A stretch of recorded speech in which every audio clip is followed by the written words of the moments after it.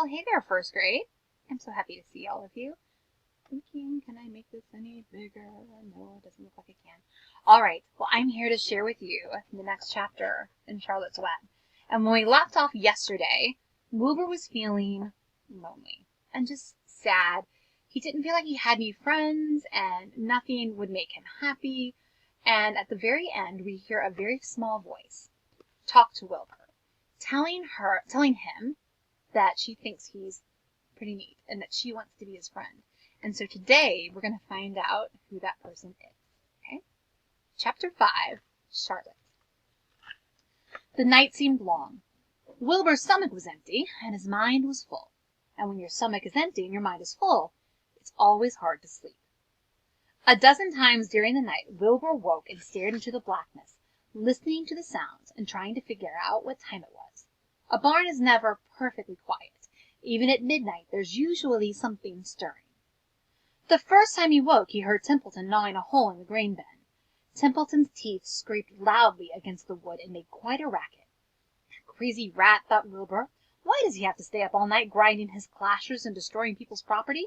Why can't he go to sleep like any decent animal? The second time Wilbur woke, he heard the goose turning on her nest and chuckling to herself. What time is it? Whispered Wilbur to the goose. Probably obbly about 11:30, said the goose. Why aren't you asleep, Wilbur? Too many things on my mind, said Wilbur. Well, said the goose, that's not my trouble. I have nothing at all on my mind, but I have too many things under my behind. Have you ever tried to sleep while sitting on 8 eggs? No, replied Wilbur. I suppose it is uncomfortable. How long does it take a goose egg to hatch? Approximately 30 days, all told, answered the goose. But I cheat a little. On warm afternoons, I just pull a little straw over the eggs and go out for a walk. Wilbur yawned and went back to sleep. In his dreams, he heard again the voice saying, I'll be a friend to you. Go to sleep. You'll see me in the morning. About half an hour before dawn, Wilbur woke and listened. The barn was still dark. The sheep lay motionless. Even the goose was quiet. Overhead on the main floor, nothing stirred. The cows were resting, the horses dozed. Templeton had quit work and gone off somewhere on an errand. The only sound was a slight scraping noise from the rooftop, where the weather vane swung back and forth. Wilbur loved the barn when it was like this, calm and quiet and waiting for the light. Day is almost here, he thought. Through a small window, a faint gleam appeared. One by one the stars went on. Wilbur could see the goose a few feet away. She sat with her head tucked under a wing. Then he could see the sheep and the lambs. The sky lightened. Oh, beautiful day, it is here at last. Today I shall find my friend. Wilbur looked everywhere. He searched his pen thoroughly. He examined the window ledge, stared up at the ceiling, but he saw nothing new. Finally, he decided he would have to speak up. He hated to break the lovely stillness of dawn by using his voice, but he couldn't think of any other way to locate the mysterious new friend who was nowhere to be seen. So Wilbur cleared his throat. Attention, please, he said in a loud, firm voice. Will the party who addressed me at bedtime last night kindly make himself or herself known by giving an appropriate sign or signal? Wilbur paused and listened. All the other animals lifted their heads and stared at him. Wilbur blushed, but he was determined to get in touch with his unknown friend. Attention, please, he said. I will repeat the message. Will the party who addressed me at bedtime last night kindly speak up? Please tell me where you are, if you are my friend. The sheep looked at each other in disgust. Stop your nonsense, Wilbur, said the oldest sheep. If you have a new friend here, you are probably disturbing his rest, and the quickest way to spoil a friendship is to wake somebody up in the morning before he is ready. How can you be sure your friend is an early riser? I beg everyone's pardon, whispered Wilbur. I didn't mean to be objectionable. He lay down meekly in the manure, facing the door. He did not know it, but his friend was very near, and the old sheep was right.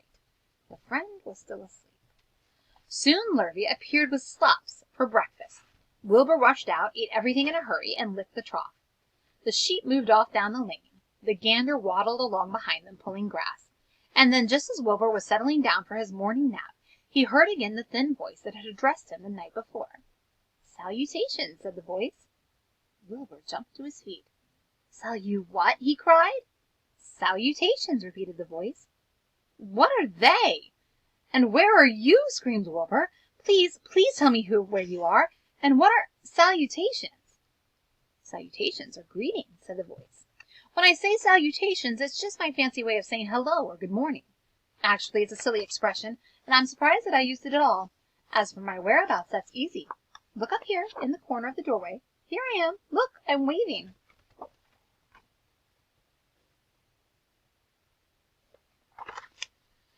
At last Wilbur saw the creature that had spoken to him in such a kindly way.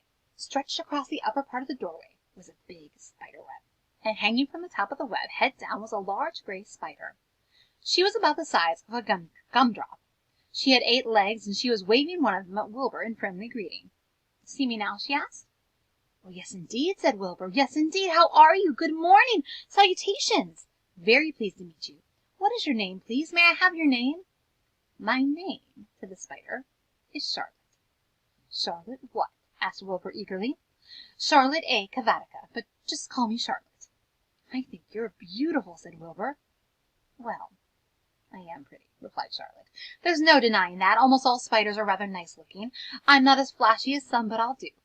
I wish I could see you, Wilbur, as clearly as you can see me.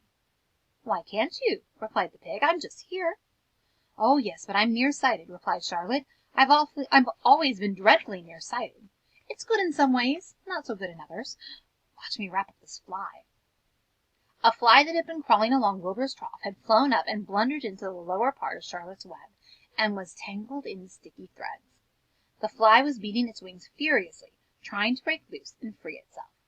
First, said Charlotte, I dive at him. She plunged head first toward the fly. As she dropped, a tiny silken thread unwound from her rear end. Next, I wrap him up. She grabbed the fly, threw a few jets of silk around it, and rolled it over and over, wrapping it so that it couldn't move. Wilbur watched in horror. He could hardly believe what he was seeing, and although he detested flies, he was sorry for this one.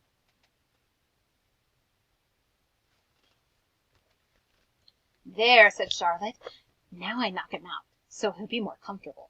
She bit the fly. He can't feel a thing now, she remarked. He'll make a perfect breakfast for me.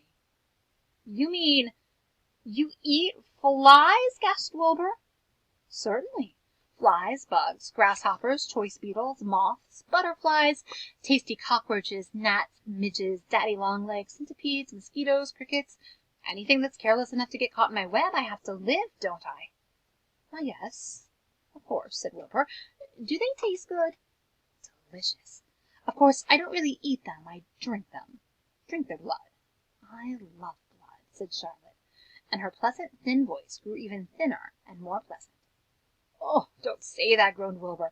Please don't say things like that. Why not? It's true, and I have to say what is true. I'm not entirely happy about my diet of flies and bugs, but it's the way I'm made. A spider has to pick up a living somehow or another, and I happen to be a trapper. I just naturally build a web and trap flies and other insects. My mother was a trapper before me. Her mother was a trapper before her. All our family have been trappers. Way back for thousands and thousands of years, we spiders have been laying for flies and bugs. It's a miserable inheritance, said Wilbur gloomily. He was sad because his new friend was so bloodthirsty. Yes, it is, agreed Charlotte. But I can't help it. I don't know how the first spider in the early days of the world happened to think up this fancy idea of spinning a web, but she did, and it was clever of her, too. And since then all of us spiders have had to work the same trick. It's not a bad patch, on the whole. It's cruel, replied Wilbur, who did not intend to be argued out of his position. Well, you can talk, said Charlotte. You have your meals brought to you in a pail. Nobody feeds me. I have to get by on my own living. I live by my wits. I have to be sharp and clever, lest I go hungry. I have to think things out, catch what I can, take what comes. And it just so happens, my friend, that what comes is flies and insects and bugs. And furthermore, said Charlotte, shaking one of her legs, do you realize that if I didn't catch bugs and eat them, bugs would increase and multiply and get so numerous that they'd destroy the earth and wipe out everything? Really, said Wilbur, I wouldn't want that to happen. Perhaps your web is a good thing after all. The goose had been listening to this conversation and chuckling to herself. There are a lot of things Wilbur doesn't know about life, she thought.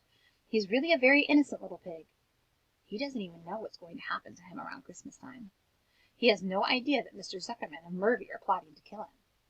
And the goose raised herself a bit and poked her eggs a little further under her, so that they would receive the full heat from her warm body and soft feathers. Charlotte stood quietly over the fly, preparing to eat it.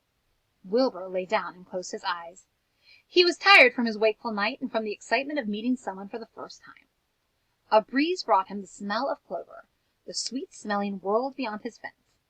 Well, he thought, I've got a new friend all right, but what a gamble friendship is!